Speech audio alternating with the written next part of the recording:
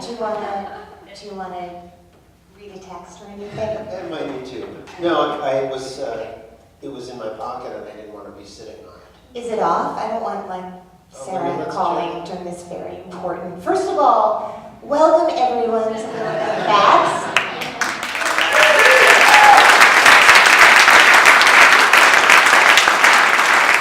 This is my first live podcast event, and I have to say, other than my family who is here tonight, Matthew is probably someone I've known the longest of everybody in this room, which is kind of extraordinary. Yeah, how long has it been? Well, it feels, I don't know, it's been like 25 years. Yeah, at least, yeah. Do you think that's true? Yeah, it's absolutely true. I think it might be. That would be impossible. How could it be Of more course. than that? No, What are you talking about? Crazy. I have two things I want to say, but will you tell the joke that you just told me backstage that your castmate told you? Okay, Because I only just heard it, so I I know, hope it's that I good. get it right. It's a mad cow, when there was mad cow disease. Funny. Anybody remember? So two cows are in a field, and one of the cows says, "Are you worried about this mad cow thing?" And the other one says, "No, I'm a giraffe." I totally got it the first time. Before we begin, I want to say two things. One, many of you are aware that the reason Matthew and I are here tonight, aside from being so honored to be a part of NycPodfest, is all of the proceeds from tonight are going to an organization that we both admire so much called the Trevor Project.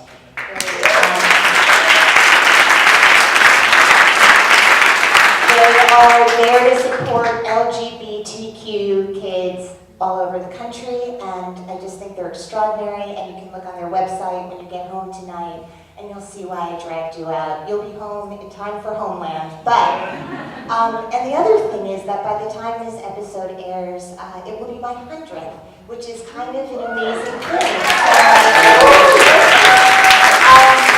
And I want to thank my friend Mike Santanero is out here somewhere, and it's because of him and Pro Media and Henry Studios that all of this is happening. But enough about celebrating me. That's amazing.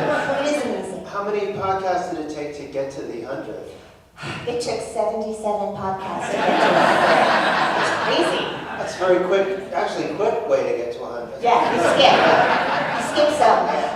The thing that is really remarkable is that what most of you don't know is like 25 minutes ago, Matthew was on stage at the Irish Rep in a play called The Seafarer. And I just want to say, and I don't mean to embarrass you, but you're notoriously late for everything. And Thank you. You're welcome. So the idea that you are here, not only were you on time, but you were ridiculously early. I was kind of early, yeah, and thank you for the mixed nuts and Pringles, water, and Doritos. Cheetos. All Costco delicious items. Anyway, he plays a character who is, I was thinking how when I read an Irish accent, do you guys know the Lucky Charms commercial? They're magically delicious. Is that what you did to get your Irish accent so perfect? That's where I started, and then honestly, they have a very good teacher there at the Irish Rep, because they run into this a lot. People coming in, they're like, I got this. Yeah. Give me Clovers. Yeah. Orange, yeah. Yeah, and his name is Stephen Gavis. Shout out to Steven. Shout out, yeah. I think he's available. That's great. He can accent. He can do anything. I love that. He sends you tapes of people that are similar, or he'll read the part for you and then send you a file. Do you find that you're doing the Yes. play the way? I do. The other play I did there, I won an Obie Award, which sounds like... Well, it sounds like he won an Obie Award. Yeah. You know what I mean? Yes, because I'll say this, I learned the accent from him, and I never changed any of his readings, ever. So it was just his performance with my face. I feel like that is like a life lesson. It is, and I don't know what the lesson is. It is one. I was thinking how, so Matthew, and maybe there are more of you out there, is half Irish and half Jewish. Is anyone else here half Irish and half Jewish? Yeah, so it's kind of an amazing combination. It's tough, Because I was thinking how he played Leo Bloom in The Producers, who's kind of a quintessential. It's one of those new genders. The thing about the Trevor Project is they also support all of the. Uh-oh. No joke about it. It's live, but it's not live. No joke. No, it's not live. No, I mean we're going to edit out every bumper, as my mother Helen Levine would say. But let that be the last bumper for the evening. He played Leo Bloom in The Producers, which I'm sure you have seen, and he was hilarious. And he's now playing this really quintessential Irish character in this play. And it reminded me of the fact that you've had this kind of dual life. You grew up in New York City. Yeah. Your mom was Jewish. Mm-hmm. Your dad, the magnificent actor, James Broderick, was of Irish descent. Yeah. And you grew up going to Ireland as a kid, right? Is that right? Yeah, no, that's correct. About 10 years old, my parents bought a place there. Or maybe even a little earlier than that. And we spent summers there. And do you still spend time there? Yeah, sometimes. I've been there a little while, but my sisters do, and I do, and all their kids do, and everybody goes there all the time. We got a house that we all share. That's really nice. And so tonight, like, there may be a lucky winner, right, who gets to go. Who gets to stay in my house? Sure. As long as I'm not there, it's fine. It's great. Yeah.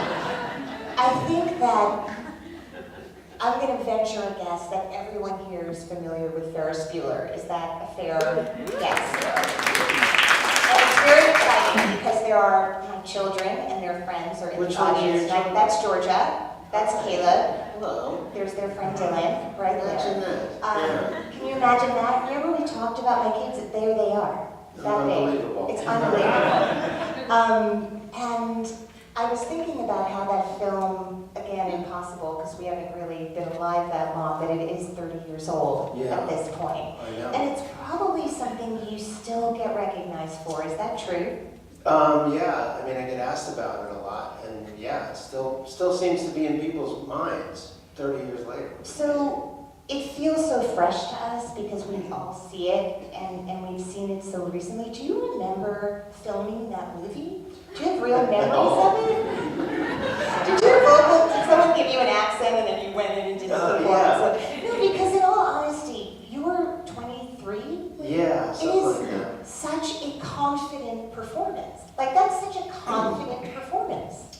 Yeah, well, I didn't feel so I mean, I remember very well making it.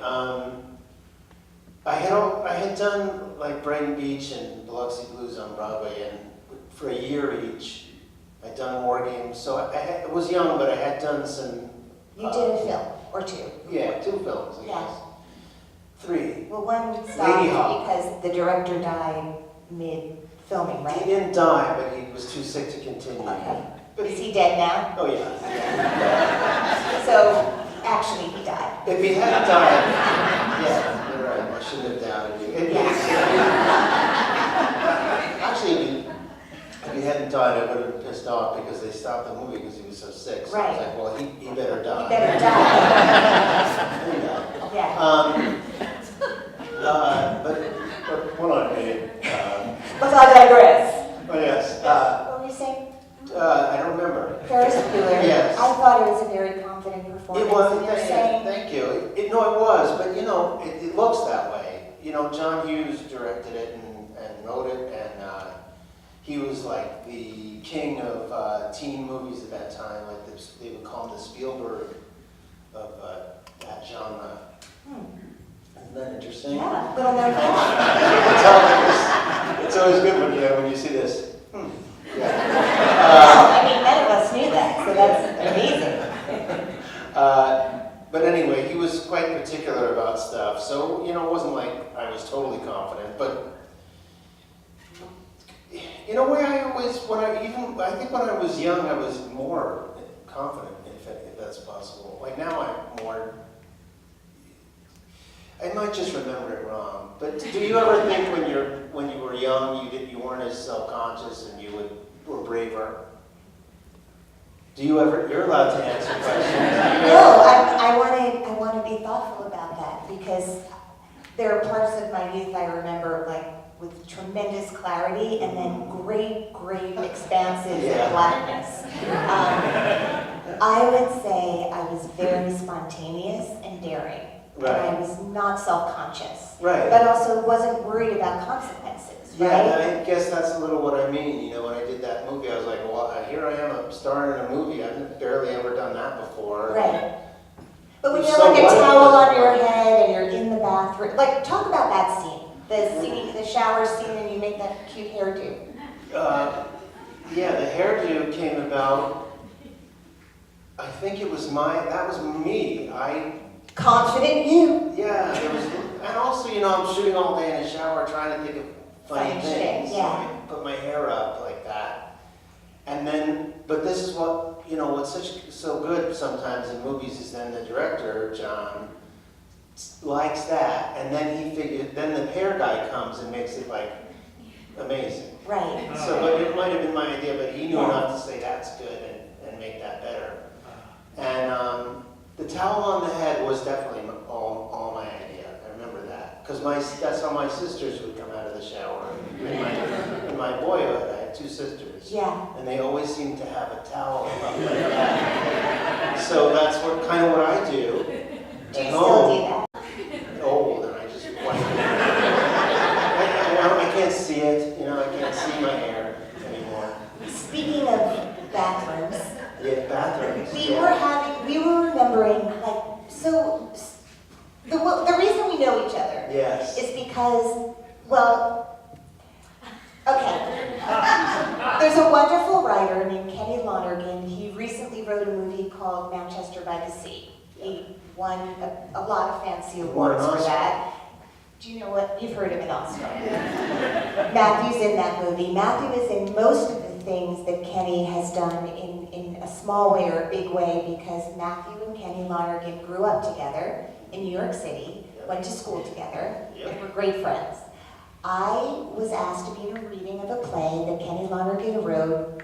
Really, it was 30 years ago, or whatever. I was 10. It was a miraculous thing. They needed a 10-year-old.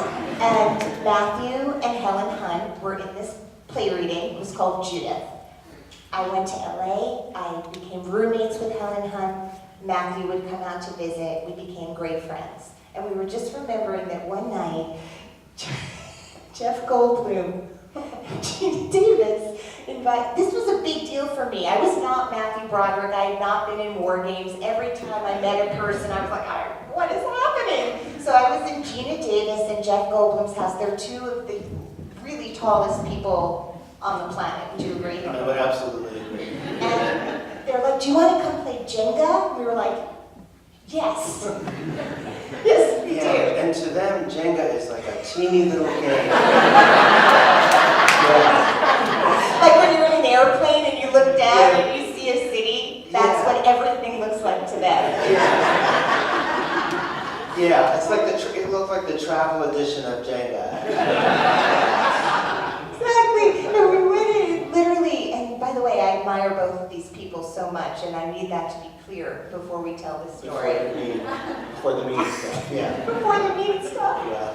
But their entire house was just filled with photographs of themselves, and I remember being like, oh, you guys don't have kids? And they're like, no, we do. And then I had to go to the bathroom. I'm sorry, it's just that I saw him backstage and I had not thought about this in, all right, 60 years. It's been 60 years. And I went into a bathroom and the entire bathroom was their cat's bathroom and it was like covered with kitty litter and a white picket fence. And I thought, that's amazing, but then tell them about the bedroom. Yeah.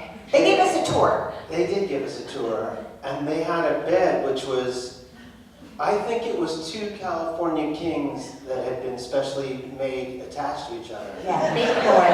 Maybe more. But the whole room was a bed. And they had sheets made. I hope they're not going to be. Boy, I wouldn't want either of them mad at me. No, I wouldn't either. Not They're so big. Yeah. I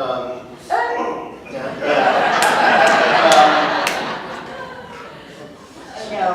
God, I wish we had. Let's change their names. We went to see Craig and Betty. Yeah, okay.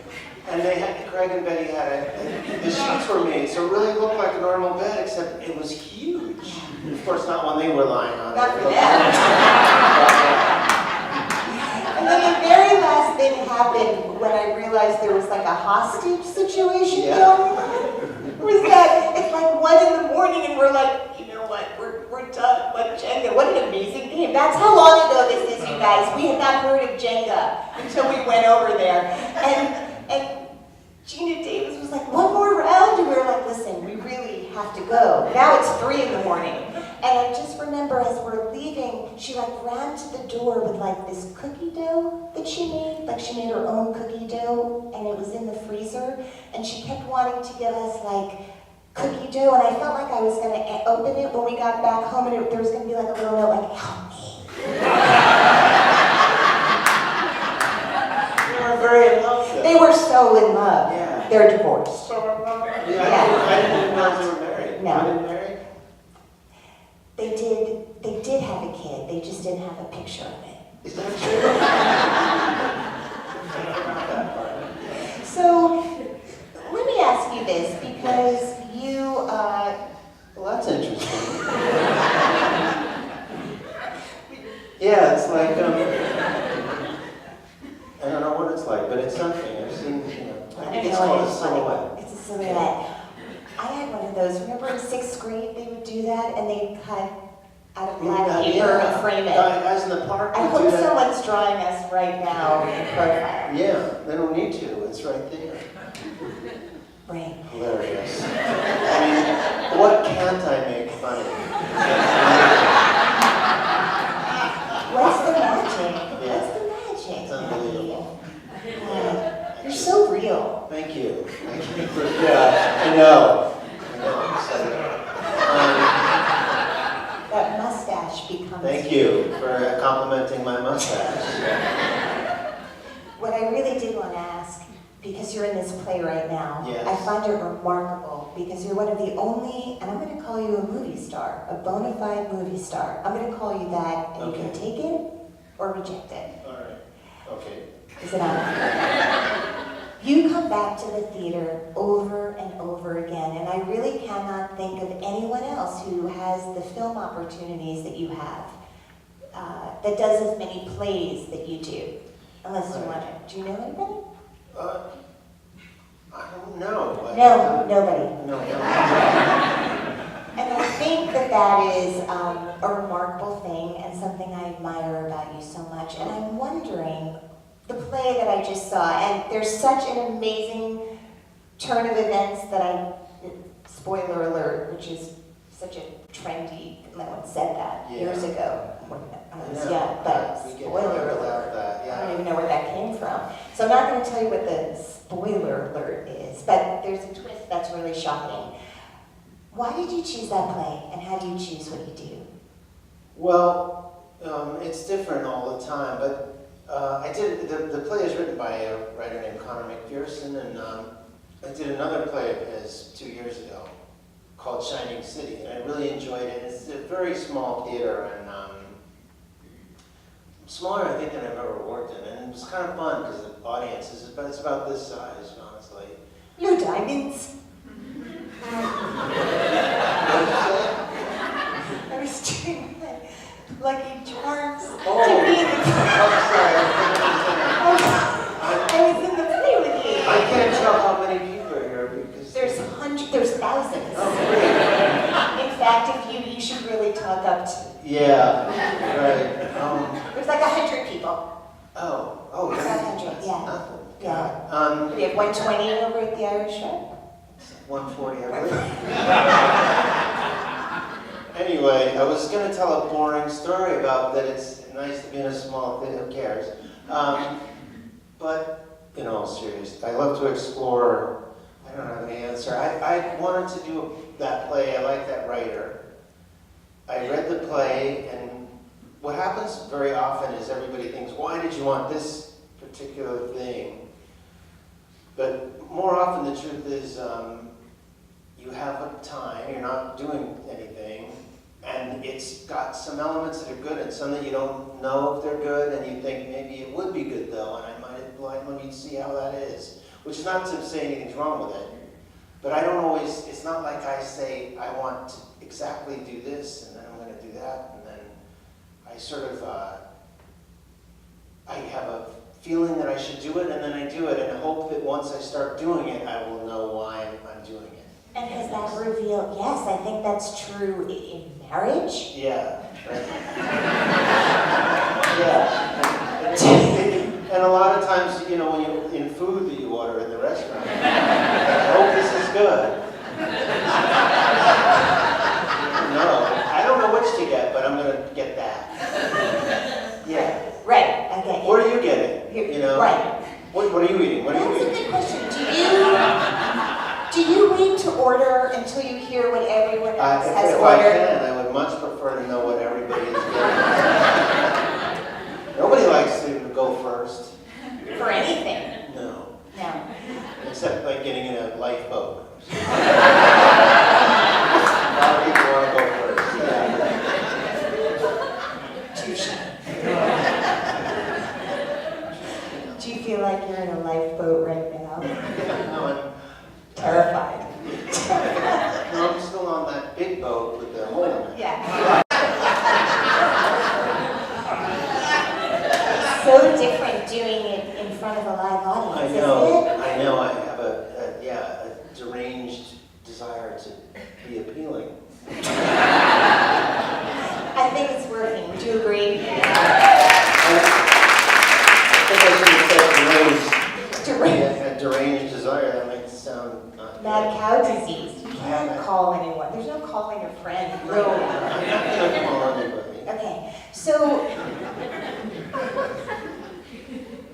when you started out, I would imagine you had a very different strategy than the one you just described, which is there's a hole in my schedule, this thing came to me, there are enough elements. When you started out, like, I don't know, because we're older than everyone in this room, Matthew, they don't know the Neil Simon trilogy of plays, Right. possibly, Mhm. but those plays were centered around a character named Eugene who really was Neil Simon Yeah. as a child. And Neil Simon is this extraordinary comedy writer. He started in theater and sketch comedy, and The Odd Couple is a movie that he wrote and a TV show that he wrote, and then it was revamped again. Yeah. But there was a lot of Matthew being incredibly funny and charming, World War II era direct address to the audience, Yes. where this character would talk, he would leave the story and the family and kind of walk to the edge of the stage and explain a little bit about what was going on. Exactly. And so Ferris Bueller does that too. Yes. And so I wonder if earlier in your career you tried to be strategic, like, okay, I've done that kind of part, now I'm going Yes. to do a different kind of part and show them my complexity. Yeah, no, you know, it's very tricky. That's the thing, particularly when you're starting, because when you start, you just audition for everything, and Right. hopefully somebody gives you a part. Yeah. So there's no decisions to make. There's just like, okay, I'll go there because I got that part. When you started, did you think you'd do this your whole life? No, Was it- I So, really didn't. I thought it was like a way to not go to college for a year. Right. Honestly, and then, this was your gap year and it's gone on for Right. 30 years. Yes, and even still, I'm sometimes like, wait a minute, I didn't really mean to be a lifelong actor, to tell you the truth, but it's way too late to do anything. Yeah. Do you have other skills? No, that's the other problem. Yeah. But after I did the Neil Simon plays, and then Ferris Bueller came along, to tell you the truth, I was like, no, I don't want, I've been talking to the audience for 2 years, that's all I'm going to ever do then, I need a real part, I don't want and I told my agent that, actually, and he was like, I'll see you tomorrow. He was in LA. He was like, got on an airplane because he was afraid you were so wrong. He was afraid I was not going to do Ferris Bueller. It was literally like while I was complaining, there was a knock on the door, and there he was. And he said, I think you should really do it. And, what do you like flippers on? And like Sorry. Do you have a towel? Smoke coming off his body. And he was, no, he would have, he would not leave until I was like, oh yeah. And he Did was you right. not know, like John Hughes, it's not like he was an unknown, like Oh, no, all he those was- other movies, 16 he done- Candles, Breakfast Club, He did, exactly. That's what he had done then. but you were not so aware, or you were I really was worried aware, about the I was character? a little bit aware. I hadn't actually, I think I might have seen Breakfast Club when it came out, but then when the opportunity for Ferris Bueller came, I actually rented the VHS of the one about her birthday. What's that called? 16 Candles. And 16 Candles, I think that's all there was at that point, was that and Breakfast Club. Right. And then there was Ferris Bueller. Right, and then Planes, Trains, and Automobiles, and a whole bunch. But I rented those, watched them, and then I thought they were great. And the only interesting thing, the slightly interesting thing about that is, but maybe I hope I didn't already tell it, but... Not tonight. No, yeah. I rented them and I thought about it and finally decided to do it. And I was still in a play. It was in Biloxi Blues, I think.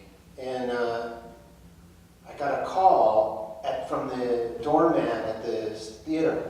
I was in my dressing room, in my halfway in my costume or whatever, and they said, Matthew, you have a phone call. That's what happened in those days. And I came down the stairs and,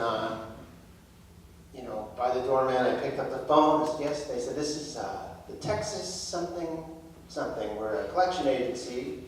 You rented 16 candles. And, you owe $3,200, $59, some incredible bill for these, because I never thought to bring them back. And I remember they called me at the theater to say, what did I intend to do about this? And I said, well, the movie's only worth $90. They said, that doesn't matter. You rented it for that line. So it could be worth nothing, but you still owe us $4,000 or something like that. And anyway, the ending is great because my accountant called them and negotiated. So I gave them the price of the tape and the tape. And he thought, oh, that's okay. That seems fair. That seems more than fair. I was pretty happy. Yeah, I was happy with that deal. And look at me now.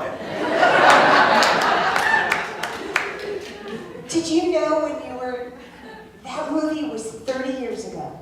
I say that one more time. Yeah. Because Why? because that will be one of the first sentences of everything written about you forever. When I die. In your obituary. Yeah. Or on your tombstone, it might say, here lies. I doubt that. I guess my question is, did you realize at the time? No. Was there any way to No. understand the lasting power of it? No, nobody knows those things, I mean, it was a movie like other movies. I was hopeful about it. And I loved, Alan Ruck was a good friend. I mean, I loved making it. And I saw it and I was like, oh, that doesn't work. That's too bad. And, which I basically always, think that. And then... You're so shiny and positive. I know, but I'm Jewish and you just... And Irish. Yeah. That is so much guilt.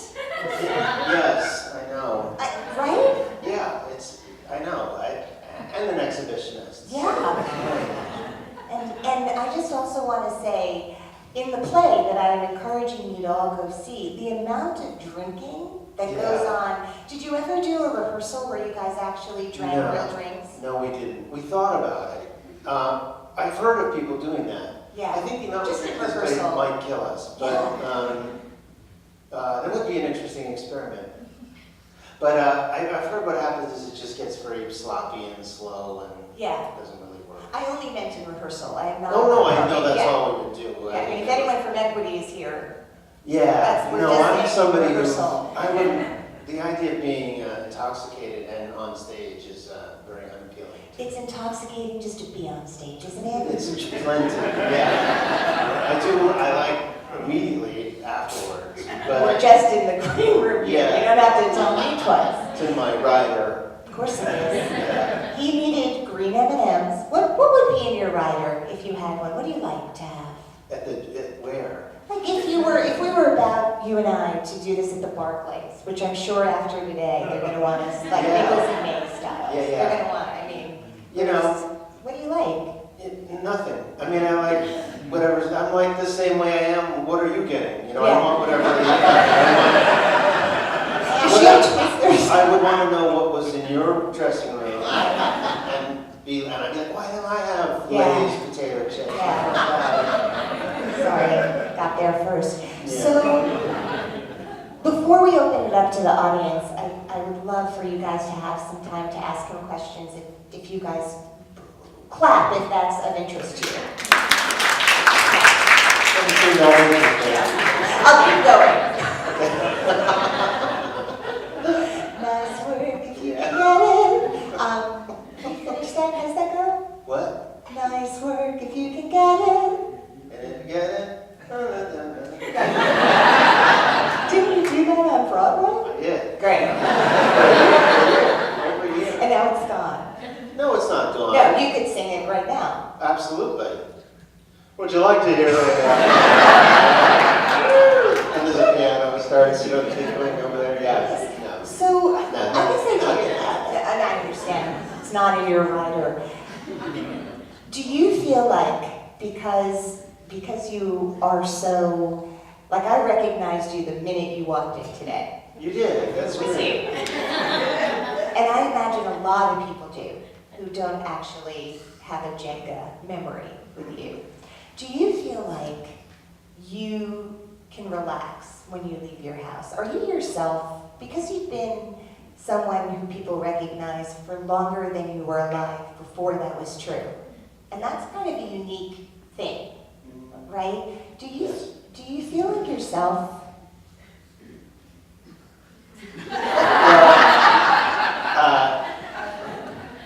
I guess that is myself, which is a very strange thing to realize. But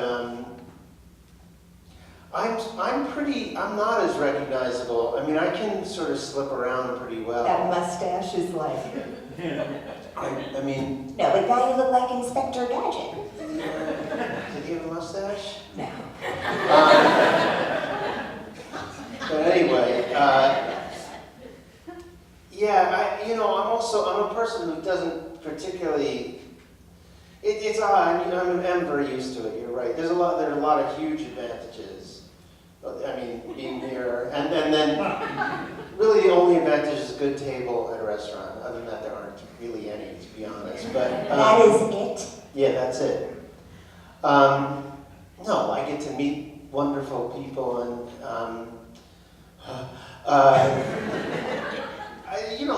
I don't know, people don't bother me that much. I've been with people who are super famous and who have to basically hide. Are you married to someone like that? Yes. That can be hard. So But that's nice, she's so good at it and, very kind. But if we're with our children and sometimes you don't want to be having a conversation about how much the show meant to somebody. Not that it's not wonderful. Right. It's just at that time you're not wanting to be doing that. So, and it's a little repetitive. Right. I hate people who complain about it. Right. Which I now sound like I'm doing. No, I don't think you did. I asked. Yeah. But also, I think it's interesting because Sarah, who's also on the podcast, reminded me that She loves you. I love her. Good. And sad she's not here. I know you are. I'm sure everybody is. Those are the breaks. Why do you think I would have such different shoes on right now? I remember those shoes. Yeah, they were yours. Oh. You gave me a bowling So ball. fast.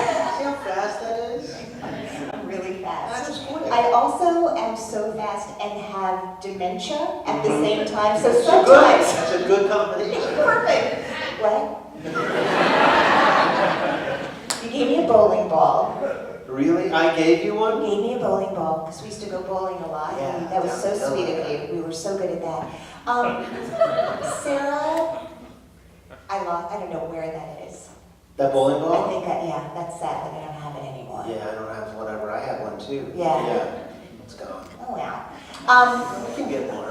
You got, there's all bowling balls with Yeah, let's you, go right April. now and get a couple bowling Bowling balls. ball, let's be like Oprah. Everybody Everyone gets a bowling ball in the audience today. Wait, see, it went away. It was a thought. You had a thought. She, Sarah, who I love as much as she loves me, reminded me that you guys got married like either right before or after Sex and the City shot.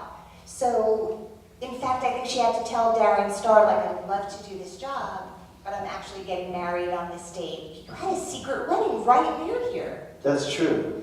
at the Angel Orient. Yes. Center. Yeah. How did you pull that off?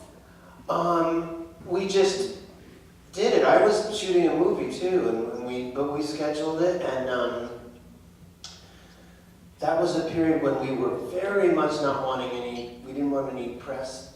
We thought that would ruin it, and so Your relationship or your wedding? the wedding. Yeah. So, we went to a lot of trouble, like, which now seems slightly silly to me. We should have just said you can't come in. We were very secretive about it, and I have a one lousy memory of that even. I was having to promote some movie at the time, and every interview I did, they were like, "Are you getting married?" And I'd be like, "Nope." And now it was somebody was like, you must tell me, just tell me vaguely, you don't have to say when, but is that, and I was like, I can't believe you keep asking me that. No. And I was getting married, I think, the next day. So I had to use this poor man, I can't remember his name, from the New York Post. And he wrote an article that was like, the rumors are crazy, everybody's gone nuts. I just Did Matthew's you so send nice him and like a charming. piece of cake or something after? As I an did apology? apologize. I Good. called him to Good man. apologize. And he said he had been extremely humiliated by it. And that people in the office made fun of him, and that he felt he was really upset and hurt by it. And I said, all right, well, anyways. There you go. Big guy for you. Yeah. Hey. No, I didn't have to say a fake sorry. Yeah. Yeah. Well, I'm really glad you married Sarah. Oh, I am too. I know she's But I glad. wish I hadn't lied to that I poor do too. gentleman. You learned something. You went nothing. You couldn't do anything. I would have done the same thing. So, You, madam, have you a question? Anybody have questions? did anyone ever lie? Has anyone ever lied? Ever in this audience? Right there. Okay, so can you guys bring the house lights up a little? I bet they're asleep. Probably asleep at home. There are going to be a lot of car wrecks. While this podcast. If you could bring the lights up in the audience so that we can see them. Oh, I see them. There they are. Wow. What is the bright light on? Oh, that's the projector of the thing. Yeah. Does that have to be on? Well, yeah, it does. How will they know where they are? You might remember. Yeah, now. We've had it a long time. Everyone wake up, because the lights are on now. I need to see you. No, Does anyone have a question? you, young fella, what do Owen. you have a question? You don't have to. This is Owen Split. Owen Split, Matthew Broderick. How you doing? Did you like being Ferris Bueller? Oh, that's a terrible question. I'm just kidding. Yes, I did. I liked it very much. I had a great time. I was about your age, and I was in Chicago. My dear friend Alan Ruck was in it, and the director, everything was actually was a really, really lovely time. Yeah, and we were all in a hotel in Chicago, and it was great. And LA too, shot a little in LA, but I loved it. Anything else? No, somebody else? so often about your past, and I'm wondering about My future. what you hope comes. I know my future, but I'm not at liberty to say it.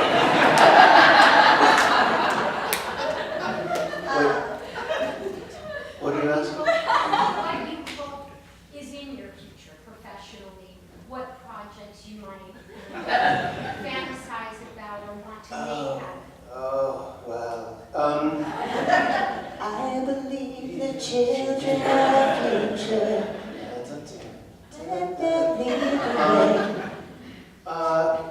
I don't even know. I hope to get something good. I don't have a real plan, but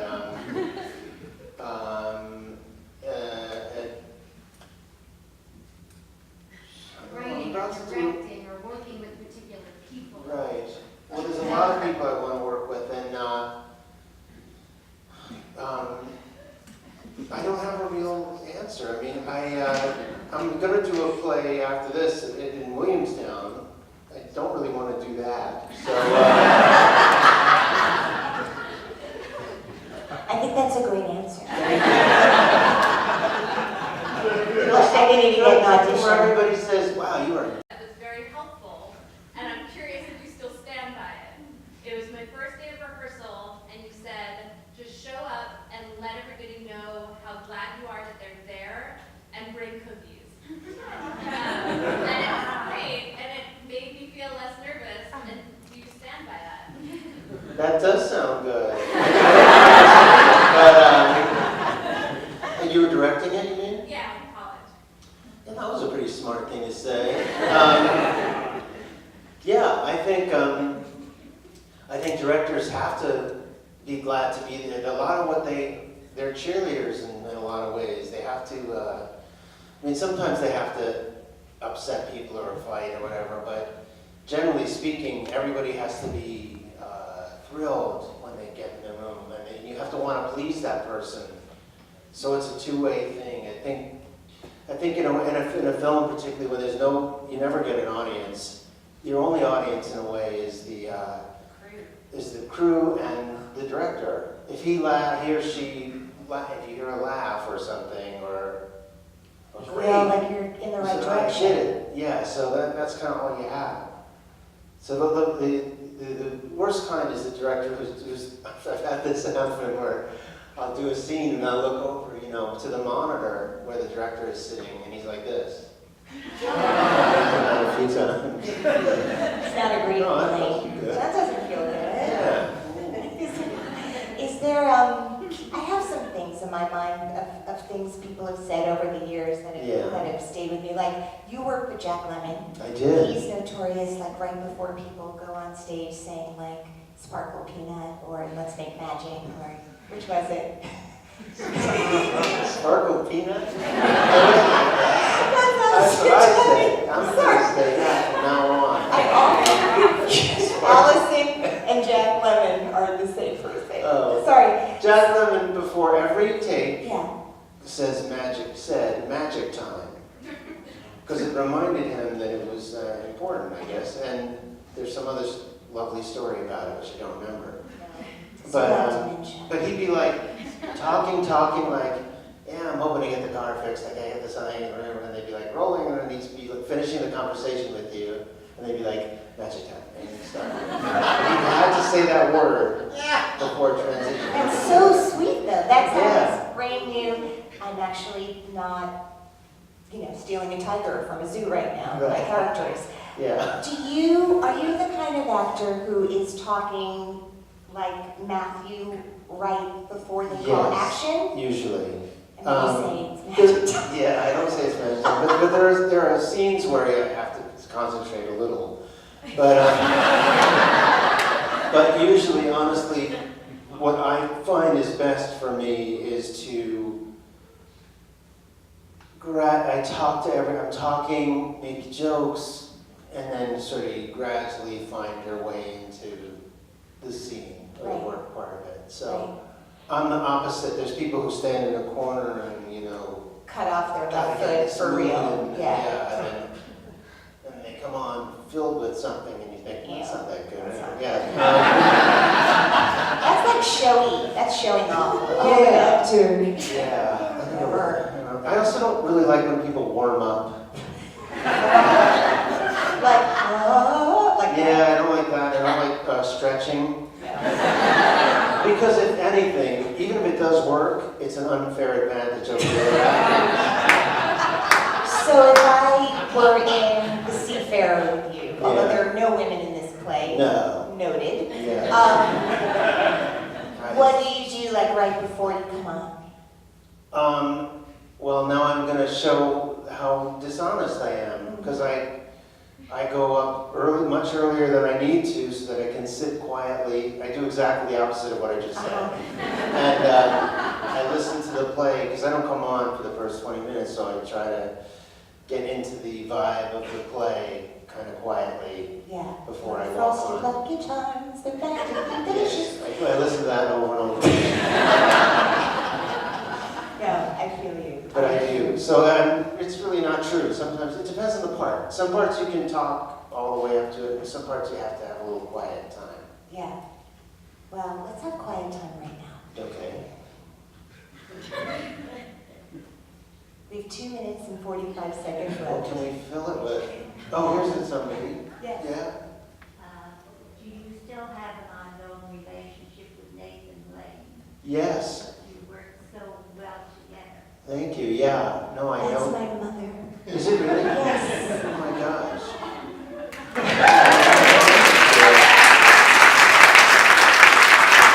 Well, I appreciate it. I don't know if maybe we probably met. Did we meet? I don't remember. Well, see, folks, yeah. I don't know. I don't remember. Oh, Nathan. Nathan, right. That hack. I'm worried about him. Yeah, me too. It's not good enough. No, Nathan is a dear friend. We were just texting yesterday. We talk all the time. Do you want to show us the text so that we know it's true? No, I turned it off because you told me to. Okay, we'll turn it on and then that'll be the last thing. I don't know if it's that good, but yeah, no, we're very good friends, and hope he's very busy and doing great right now, and so now I have to do good too. So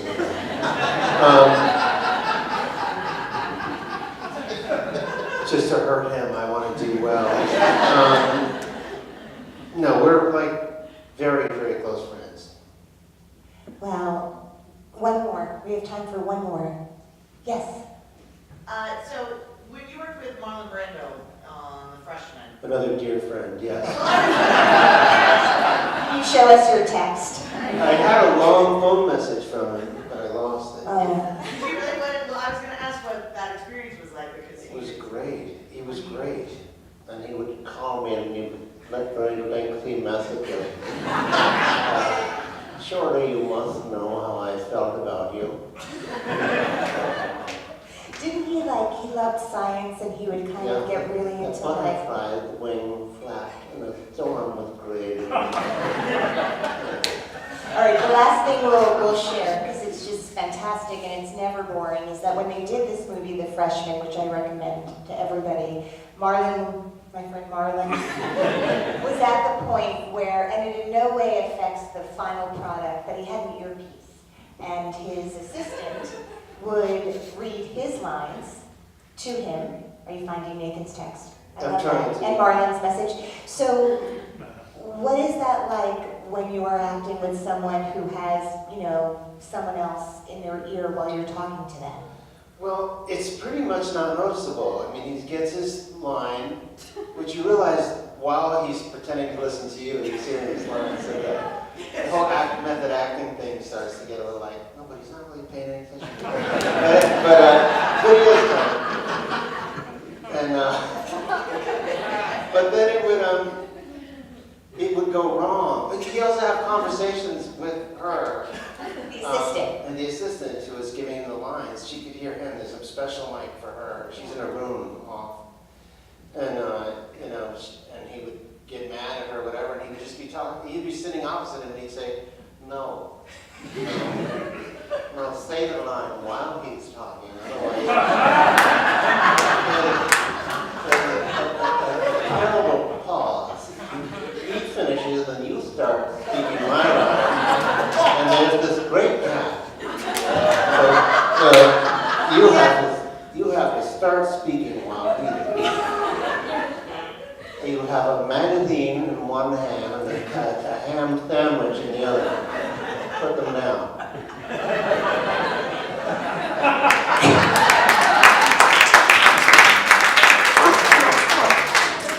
And take a letter to Nick Mancuso. Sort of ask him for things, you know, we're out of milk. So I haven't done stand-up in a long time. This was the best. We're done. We're done. The Nathan was I had a different phone yesterday, so I don't have. Oh, the bat phone. Yeah. I can't imagine doing this with anyone else this evening. This was so wonderful. I want to thank all of you for coming. This was so